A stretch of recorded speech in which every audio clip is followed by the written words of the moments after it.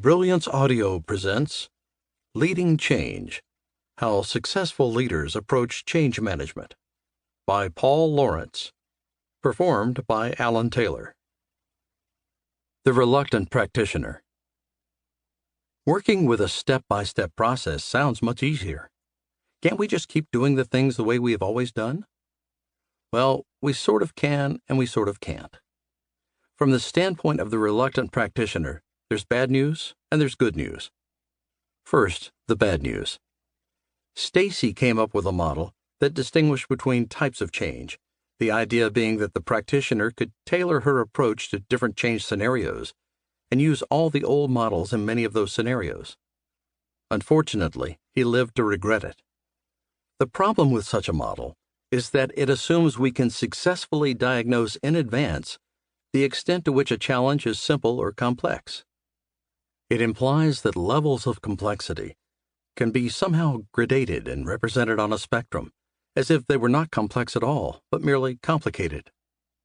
The best approach may be to treat every scenario as if it were complex.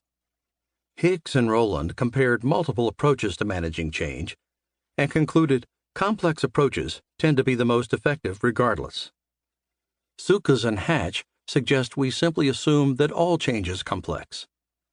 Complexity from this perspective is just a metaphor.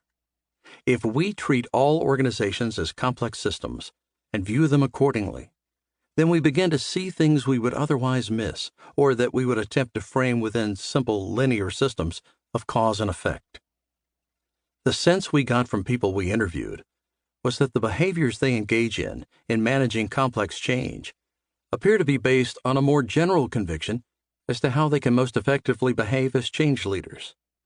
So that's the bad news. You can't ignore the principles that underpin the ECM. The good news is that the ECM isn't a model for designing and implementing change. It's a model that attempts to depict how change happens anyway.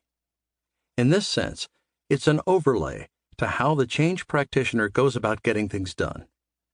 So long as the practitioner doesn't expect that adherence to a linear model will get the job done without the need for further review, then I can see no harm in using whatever tool, model, or process that feels useful.